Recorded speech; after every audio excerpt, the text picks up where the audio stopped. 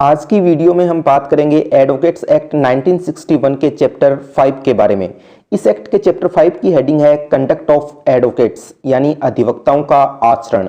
ये बात तो आप जानते ही हैं कि किसी एडवोकेट के खिलाफ प्रोफेशनल मिसकंडक्ट यानी व्यवसायिक दुराचरण की कंप्लेंट अगर आपको करनी होती है तो वह कंप्लेंट की जाती है बार काउंसिल में।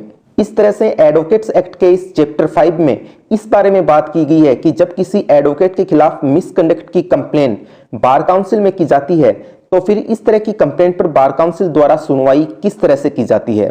तो ये पूरा का पूरा चैप्टर आपको बहुत अच्छे से समझ में आ जाए, इसके लिए मैंने इस पूरे चैप्टर को 3 अलग अलग भागों में बांट दिया है। इस चैप्टर का पहला भाग तो बात करता है प्रोसीजर एट फर्स्ट इंस्टांस के बारे में। कहने का मतलब कि सेक्शन 35 से लेकर के सेक्शन 36B तक के जो पहले 4 सेक्शंस हैं वह तो हमें यह बताएंगे कि जब किसी एडवोकेट के खिलाफ मिसकंडक्ट की कंप्लेंट बार काउंसिल में की जाती है तो उसकी सुनवाई फर्स्ट इंस्टांस में किस तरह से की जाती है। और उसके बाद के जो अगले 3 सेक्शंस हैं सेक्शन 37 से लेकर के 39 तक के, वह हमें यह बताएंगे कि स्टेट बार काउंसिल इस तरह की कंप्लेंट में जब कोई ऑर्डर कर देती है तो उस ऑर्डर के अगेंस्ट में अपील कहां और कैसे की जाती है। और उसके बाद के जो अगले 6 सेक्शंस हैं सेक्शन 40 से लेकर के 44 तक के, वहां पर बात की गई है बार काउंसिल की डिसिप्लिनरी कमिटी के अलग अलग पावर्स के बारे में। तो आइए फिर सबसे पहले बात करते हैं उन 4 सेक्शंस की जो हमें यह बताएंगे कि बार काउंसिल में किसी एडवोकेट के मिसकंडक्ट की कंप्लेन आने पर फर्स्ट इंस्टांस में उसकी सुनवाई किस तरह से की जाती है। इन 4 में से भी पहला सेक्शन है सेक्शन 35 जिसकी हेडिंग है punishment of advocates for misconduct यानी औचार के लिए अधिवक्ताओं को दंड। इस सेक्शन का सबसेक्शन 1 तो यह कहता है कि जब किसी एडवोकेट के खिलाफ कोई कंप्लेन आने पर स्टेट बार काउंसिल को यह लगता है कि वह एडवोकेट मिसकंडक्ट का दोषी है तो इस तरह के केस को जो स्टेट बार काउंसिल है वो रेफर कर सकती है अपनी किसी डिसिप्लिनरी कमिटी को। तो यहां पर जो प्रोसीजर है उसे आप स्टेप बाय स्टेप आराम से समझ लीजिए। एक बार के लिए मान लीजिए कि आपने किसी एडवोकेट के खिलाफ स्टेट बार काउंसिल में कंप्लेन की है मिसकंडक्ट की। तो सबसे पहले तो जो स्टेट बार काउंसिल है वह उस कंप्लेंट पर विचार करेगी कि वह कंप्लेंट कॉग्निजेंस लेने लायक है या नहीं। अगर स्टेट बार काउंसिल यह मानती है विचार करने के बाद में कि वह कंप्लेंट कॉग्निजेंस लेने लायक नहीं है तब तो वह कंप्लेंट वहीं रिजेक्ट हो जाएगी। लेकिन अगर स्टेट बार काउंसिल यह मानती है कि वह कंप्लेंट कॉग्निजेंस लेने लायक है यानी कि कंप्लेंट में कुछ तो दम है और इस पर सुनवाई की जानी चाहिए, तो ऐसे में जो स्टेट बार काउंसिल है वह उस कंप्लेंट को रेफर कर देगी अपनी ही किसी डिसिप्लिनरी कमिटी को। तो इस तरह से सेक्शन 35 का जो सबसेक्शन 1 है उसके तहत स्टेट बार काउंसिल को यह पावर दिया गया है कि वह किसी कंप्लेंट को रेफर कर सकती है अपनी ही किसी डिसिप्लिनरी कमिटी को। अब जब कंप्लेंट डिसिप्लिनरी कमिटी के पास आ गई तो फिर यह सवाल उठता है कि डिसिप्लिनरी कमिटी उस कंप्लेंट के संबंध में कौन कौन से डिसीजंस दे सकती है। तो इसका जवाब हमें मिलता है इसी सेक्शन के सबसेक्शन 3 में। सबसेक्शन 3 के प्रोविजंस के मुताबिक किसी एडवोकेट के अगेंस्ट में मिसकंडक्ट की कंप्लेंट आने पर डिसिप्लिनरी कमिटी 4 तरह के ऑर्डर्स में से एक तरह का ऑर्डर कर सकती है। कौन कौन से हैं ये 4 तरह के ऑर्डर्स? फर्स्टली, उस कंप्लेंट को डिसमिस कर सकती है। सेकेंडली, या फिर उस एडवोकेट को रेप्रीमांड कर सकती है यानी डांट फटकार लगा सकती है। थर्डली, या फिर उस एडवोकेट को प्रैक्टिस करने से सस्पेंड कर सकती है एक पर्टिकुलर पीरियड ऑफ टाइम के लिए। और फोर्थली, या फिर जो स्टेट रोल ऑफ एडवोकेट्स है उससे उस एडवोकेट का नाम ही रिमूव कर सकती है। तो ये जो 4 तरह के डिसीजंस हैं ये डिसिप्लिनरी कमिटी ले सकती है। इस तरह से सेक्शन 35 में तो हमने स्टेट बार काउंसिल की जो डिसिप्लिनरी कमिटी होती है उसके पावर्स के बारे में जान लिया। अब बच गई बार काउंसिल ऑफ इंडिया की डिसिप्लिनरी कमिटी। इसीलिए अगले सेक्शन यानी सेक्शन 36 की हेडिंग है disciplinary powers of bar council of India यानी भारतीय विधिज्ञ परिषद की अनुशासनिक शक्तियां। ये बात तो आप पिछले सेक्शन यानी सेक्शन 35 में ही जान गए हैं कि स्टेट बार काउंसिल की जो डिसिप्लिनरी कमिटी है वह तो उस पर्टिकुलर स्टेट के एडवोकेट्स के खिलाफ जो कंप्लेंट्स आती हैं उनकी सुनवाई करती है। इसके बाद में ये सेक्शन यानी सेक्शन 36 ये कहता है कि जो बार काउंसिल ऑफ इंडिया की डिसिप्लिनरी कमिटी है वह इस तरह के एडवोकेट्स के खिलाफ की गई कंप्लेंट्स की सुनवाई करेगी जो कि किसी भी स्टेट के रोल ऑफ एडवोकेट्स में नहीं है। ठीक है, और यहां भी बिल्कुल स्टेट बार काउंसिल वाली प्रोसीजर ही फॉलो की जाएगी यानी कि सबसे पहले बार काउंसिल ऑफ इंडिया उस कंप्लेंट पर विचार करेगी, फिर अगर बार काउंसिल ऑफ इंडिया उस कंप्लेंट पर कॉग्निजेंस लेती है तो उसे बार काउंसिल ऑफ इंडिया की डिसिप्लिनरी कमिटी को रेफर कर दिया जाएगा। और फिर बार काउंसिल ऑफ इंडिया की जो डिसिप्लिनरी कमेटी है वो बिल्कुल वो 4 तरह के डिसीजंस दे सकती है जो कि किसी स्टेट बार काउंसिल की डिसिप्लिनरी कमेटी दे सकती है। इसके बाद अगला जो सेक्शन है सेक्शन 36A वो इन दोनों ही तरह की डिसिप्लिनरी कमेटी से रिलेटेड है, बार काउंसिल ऑफ इंडिया की डिसिप्लिनरी कमेटी से भी और स्टेट बार काउंसिल की डिसिप्लिनरी कमेटी से भी। इस तरह से सेक्शन 36A की हेडिंग है changes in constitution of disciplinary committee, यानी अनुशासन समितियों के गठन में परिवर्तन। इस सेक्शन के प्रोविजंस के मुताबिक किसी डिसिप्लिनरी कमेटी के सामने कोई केस चल रहा है और उस केस को डिस्पोज ऑफ किए जाने से पहले ही किसी दूसरी कमेटी को वह केस ट्रांसफर कर दिया जाता है, तो ऐसे में उस केस की प्रोसीजर को वापस से स्टार्ट करने की जरूरत नहीं होती, बल्कि दूसरी जो कमेटी है वह बिल्कुल उसी स्टेज से उस केस की सुनवाई स्टार्ट कर देगी जहां की पहले वाली डिसिप्लिनरी कमेटी ने उस केस को छोड़ा था। कहने का मतलब यह हुआ कि किसी पर्टिकुलर केस में अगर डिसिप्लिनरी कमेटी के मेंबर्स में कोई चेंज हो जाता है या फिर पूरी की पूरी डिसिप्लिनरी कमेटी ही चेंज हो जाती है तो भी वह केस जो है वह कंटिन्यू चलता रहता है और उस केस की सुनवाई स्टार्टिंग पॉइंट से वापस करने की जरूरत नहीं होती है। अब अगला सवाल यहां पर यह बन सकता है कि ये जो डिसिप्लिनरी कमेटी के द्वारा कंप्लेंट्स की सुनवाई होती है ये सुनवाई क्या बहुत लंबे समय तक चल सकती है या फिर क्या इसकी कोई टाइम लिमिट भी होती है? तो इसी का जवाब दिया गया है सेक्शन 36B में, जिसकी की हेडिंग है डिस्पोजल ऑफ डिसिप्लिनरी प्रोसीडिंग्स, यानी अनुशासनिक कार्यवाहियों का निपटारा। इस सेक्शन के प्रोविजंस के मुताबिक स्टेट बार काउंसिल की डिसिप्लिनरी कमेटी को इस तरह की डिसिप्लिनरी प्रोसीडिंग को 1 साल के अंदर अंदर कंक्लूड करना ही पड़ेगा, और अगर ऐसा नहीं हो पाता है यानी कि स्टेट बार काउंसिल की डिसिप्लिनरी कमेटी किसी डिसिप्लिनरी प्रोसीडिंग को 1 साल के अंदर अंदर कंक्लूड नहीं कर पाती है तो फिर वह जो प्रोसीडिंग है या वह जो केस है वह बार काउंसिल ऑफ इंडिया को ट्रांसफर हो जाएगा। इसी के साथ प्रोसीजर एट फर्स्ट इंस्टेंस से रिलेटेड जो 4 सेक्शंस थे वह तो हो गए हैं कंप्लीट, और अब इसके बाद में हम बात करेंगे उन 3 सेक्शंस की जो कि रिलेटेड होंगे अपील से। इसीलिए अगले सेक्शन यानी सेक्शन 37 की हेडिंग होगी appeal to the bar council of India, यानी भारतीय विधिज्ञ परिषद को अपील। इस सेक्शन के प्रोविजंस के मुताबिक स्टेट बार काउंसिल की डिसिप्लिनरी कमेटी के द्वारा पास किए गए ऑर्डर के अगेंस्ट में अगर किसी पार्टी को अपील करनी है तो फिर वह अपील की जाएगी बार काउंसिल ऑफ इंडिया में। कितने टाइम के अंदर अंदर? 60 डेज यानी 60 दिन के अंदर अंदर। और इस तरह की अपील की सुनवाई किसके द्वारा की जाती है? बार काउंसिल ऑफ इंडिया की किसी डिसिप्लिनरी कमेटी के द्वारा की जाती है। अब मान लीजिए कि बार काउंसिल ऑफ इंडिया की डिसिप्लिनरी कमेटी अपील में जो ऑर्डर पास करती है उसके अगेंस्ट में भी कोई पार्टी अगर अपील करना चाहती है तो फिर वह कहां अपील करेगी?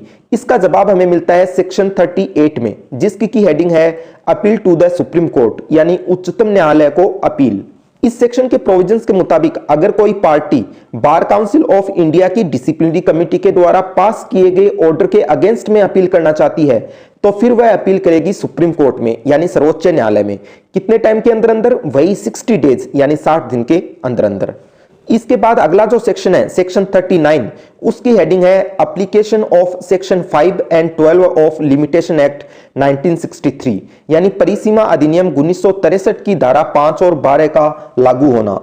यह सेक्शन यह कहता है कि जो पिछले 2 सेक्शंस थे जहां की अपील की जा सकती थी बार काउंसिल ऑफ इंडिया में और सुप्रीम कोर्ट में, इन दोनों ही तरह की अपीलों पर लिमिटेशन एक्ट के 2 प्रोविजंस अप्लाई होंगे।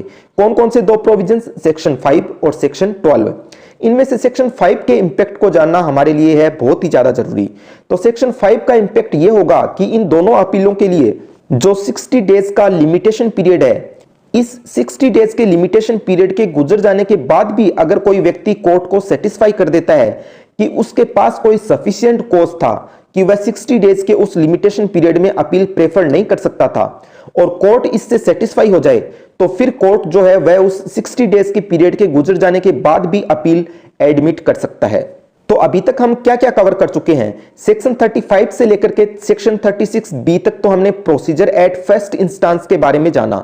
उसके बाद में सेक्शन 37 से लेकर के 39 तक हमने अपील के बारे में जाना, और फिर अब सेक्शन 40 से लेकर के 44 तक हम बात करेंगे डिसिप्लिनरी कमेटी के अलग अलग पावर्स के बारे में। तो इनमें से सबसे पहले सेक्शन 40 की हेडिंग होगी स्टे ऑफ ऑर्डर, यानी आदेश का रोका जाना। तो यहां पर इस बारे में बात की गई है कि डिसिप्लिनरी कमेटी अगर कोई ऑर्डर पास कर देती है तो ऑर्डर पास करने के बाद में उस ऑर्डर पर स्टे किस तरह से लगवाया जा सकता है। इस सेक्शन के प्रोविजंस के मुताबिक बार काउंसिल ऑफ इंडिया और स्टेट बार काउंसिल की डिसिप्लिनरी कमेटी दोनों के पास ये पावर्स हैं कि अगर उसके सामने 60 दिन के अंदर अंदर स्टे की एप्लीकेशन लगाई जाती है तो सफिशिएंट कॉज के होने पर डिसिप्लिनरी कमिटीज अपने ही ऑर्डर पर स्टे लगा सकती हैं। और ये स्टे वाला जो पावर है ये इस सेक्शन के तहत अपेलेट अथॉरिटी को भी मिल रखा है। यानी कि अगर स्टेट बार काउंसिल की किसी डिसिप्लिनरी कमेटी के ऑर्डर के अगेंस्ट में बार काउंसिल ऑफ इंडिया में या सुप्रीम कोर्ट ऑफ इंडिया में अपील की जाती है तो जो ये दोनों अपेलेट अथॉरिटीज हैं वह भी रिक्वेस्ट किए जाने पर इस ऑर्डर पर स्टे लगा सकती हैं। यानी कि सुप्रीम कोर्ट और बार काउंसिल ऑफ इंडिया की डिसिप्लिनरी कमेटी ये दोनों भी अपील के दौरान की जाने वाली सुनवाई में स्टे ग्रांट कर सकती हैं। इसके बाद आगे के जो 5 सेक्शंस हैं इनको ध्यान में रखना तो है बहुत ही ज्यादा आसान। क्यों? क्योंकि आगे के जो 5 सेक्शंस हैं उनकी हेडिंग पूरी तरह से ऑर्डर में ही होगी। जैसे 41 में 1 का अंक आ रहा है तो इसकी हेडिंग स्टार्ट होगी ABCD के पहले लेटर A से। इसी तरह से 42 की हेडिंग स्टार्ट होगी B से, 43 की C से और 44 की D से। इस तरह से अगला जो सेक्शन है सेक्शन 41 उसकी A से हेडिंग होगी alteration in roll of advocates, यानी अधिवक्ता नामावली में परिवर्तन। ये सेक्शन असल में इस बारे में बात करता है कि बार काउंसिल की डिसिप्लिनरी कमेटी के ऑर्डर का इंप्लीमेंटेशन किस तरीके से किया जाता है। इस सेक्शन के प्रोविजंस के मुताबिक जब डिसिप्लिनरी कमेटी किसी एडवोकेट को रिप्रीमांड करती है या सस्पेंड करती है तो इस तरह के पनिशमेंट की एंट्री रोल ऑफ एडवोकेट्स में उस एडवोकेट के नाम के साथ कर दी जाएगी। और बिल्कुल इसी तरह से जब डिसिप्लिनरी कमेटी किसी एडवोकेट के नाम को रोल ऑफ एडवोकेट से हटाने का ऑर्डर देती है तो फिर उस एडवोकेट का नाम जो है वह रोल ऑफ एडवोकेट से रिमूव कर दिया जाता है। इसके बाद अगला जो सेक्शन है सेक्शन 42, जाहिर सी बात है इसमें लास्ट में 2 आ रहा है इसलिए इसकी हेडिंग भी स्टार्ट होगी ABCD के दूसरे लेटर B से, जो कि होगी बार काउंसिल की डिसिप्लिनरी कमेटी के पावर्स। डिसिप्लिनरी कमेटी के पावर्स के बारे में बात करते हुए ये सेक्शन ये कहता है कि बार काउंसिल की डिसिप्लिनरी कमेटी के पास वही पावर्स होंगे जो कि कोड ऑफ सिविल प्रोसीजर यानी CPC के प्रोविजंस के तहत किसी सिविल कोर्ट के पास होते हैं। लेकिन ये जो सिविल कोर्ट के बराबर पावर्स दे दिए गए हैं डिसिप्लिनरी कमेटी को, इसके 2 एक्सेप्शंस भी होंगे। पहला एक्सेप्शन तो ये होगा कि डिसिप्लिनरी कमेटी कोर्ट के किसी प्रिजाइडिंग ऑफिसर को बिना हाई कोर्ट की प्रीवियस सैंक्शन के प्रोसीजर अटेंड करने के लिए फोर्स नहीं कर सकती। और दूसरा एक्सेप्शन ये होगा कि डिसिप्लिनरी कमेटी रेवेन्यू कोर्ट के किसी ऑफिसर को बिना स्टेट गवर्नमेंट की प्रीवियस सैंक्शन के प्रोसीजर अटेंड करने के लिए फोर्स नहीं कर सकती। लेकिन इन 2 सिचुएशंस को छोड़ दिया जाए तो फिर इस सेक्शन के प्रोविजंस के मुताबिक डिसिप्लिनरी कमेटी को लगभग वह सारे के सारे पावर्स ही दे दिए गए हैं जो कि किसी सिविल कोर्ट के पास होते हैं। एक और जो महत्वपूर्ण बात इस सेक्शन में बताई गई है वह यह है कि किसी डिसिप्लिनरी कमेटी में जो टोटल 3 मेंबर्स होते हैं उनमें से 2 मेंबर्स एब्सेंट रहें और केवल 1 मेंबर ही प्रेजेंट रहे तो भी केवल 1 मेंबर की प्रेजेंस में भी डिसिप्लिनरी कमेटी की जो प्रोसीजर है, हियरिंग है, वो कंटिन्यू रह सकती है। लेकिन यहाँ पर एक एक्सेप्शन है और वह एक्सेप्शन ये है कि जो फाइनल ऑर्डर होता है उस फाइनल ऑर्डर के समय तीनों के तीनों मेंबर्स का प्रेजेंट होना जरूरी होता है। इसके बाद अगला जो सेक्शन है सेक्शन 42A, इसमें भी 2 का अंक आ रहा है इसलिए इसकी भी हेडिंग स्टार्ट होगी ABCD के दूसरे लेटर B से ही, जो कि होगी बार काउंसिल ऑफ इंडिया और अदर कमिटीज के पावर्स। पिछला जो सेक्शन था सेक्शन 42 उसमें तो हमने बात की थी डिसिप्लिनरी कमेटी के पावर्स के बारे में और अब डिसिप्लिनरी कमेटी के अलावा बाकी जितनी भी कमिटीज बच गई उनके बारे में बात की गई है इस सेक्शन में। तो इस सेक्शन के प्रोविजंस के मुताबिक डिसिप्लिनरी कमेटी के अलावा बाकी जो कमिटीज हैं स्टेट बार काउंसिल और बार काउंसिल ऑफ इंडिया दोनों की ही, जैसे कि एनरोलमेंट कमेटी हो गई, लीगल एड कमेटी हो गई, इन तमाम कमिटीज को भी और साथ ही साथ बार काउंसिल ऑफ इंडिया को भी वो पावर्स होंगे जो कि सेक्शन 42 में डिसिप्लिनरी कमेटी को मिले हुए हैं। कहने का मतलब ये हुआ कि enrolment committee, legal aid committee, इन कमिटीज को भी लगभग वो सारे के सारे पावर्स प्राप्त होंगे जो कि सिविल कोर्ट के पास होते हैं।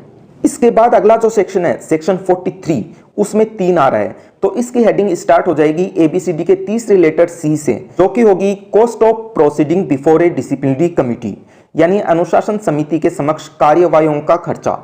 इस सेक्शन के प्रोविजंस के मुताबिक प्रोसीडिंग की जो कॉस्ट होती है उसके संबंध में डिसिप्लिनरी कमेटी कोई भी ऑर्डर पास कर सकती है जो भी वह उचित समझे। यहाँ पर ध्यान रखने लायक बात यह है कि अगर स्टेट बार काउंसिल की डिसिप्लिनरी कमेटी प्रोसीडिंग की कॉस्ट के संबंध में कोई ऑर्डर पास करती है तो फिर वह ऑर्डर उसी तरह एग्जीक्यूट किया जा सकेगा जिस तरह की हाई कोर्ट का ऑर्डर किया जाता है। और अगर बार काउंसिल ऑफ इंडिया की डिसिप्लिनरी कमेटी द्वारा कोस्ट के संबंध में कोई ऑर्डर पास किया जाता है तो वह ऑर्डर उसी तरह एग्जीक्यूट किया जा सकेगा जिस तरह की सुप्रीम कोर्ट का ऑर्डर एग्जीक्यूट किया जाता है। इसके बाद अगला जो सेक्शन है सेक्शन 44, इसमें 4 का अंक आ रहा है, इसलिए इसकी हेडिंग स्टार्ट होगी ABCD के चौथे लेटर D से, जो कि है डिसिप्लिनरी कमेटी द्वारा ऑर्डर्स का रिव्यू। इस सेक्शन के प्रोविजंस के मुताबिक डिसिप्लिनरी कमेटी जो ऑर्डर करती है उस ऑर्डर को वह 60 दिन यानी 60 डेज के अंदर अंदर रिव्यू भी कर सकती है। यह बात तो आप जानते ही होंगे कि रिव्यू हमेशा उसी कमेटी के द्वारा किया जाता है जिस कमेटी के द्वारा ओरिजिनल ऑर्डर पास किया गया हो। यहां पर ध्यान रखने लायक बात यह है कि अगर रिव्यू का यह ऑर्डर स्टेट बार काउंसिल की किसी डिसिप्लिनरी कमेटी के द्वारा किया जाता है तो यह तब तक वैलिड नहीं होगा जब तक कि इसे बार काउंसिल ऑफ इंडिया द्वारा अप्रूव ना कर दिया जाए। इसी के साथ एडवोकेट्स एक्ट 1961 का चैप्टर 5 हो गया है कंप्लीट।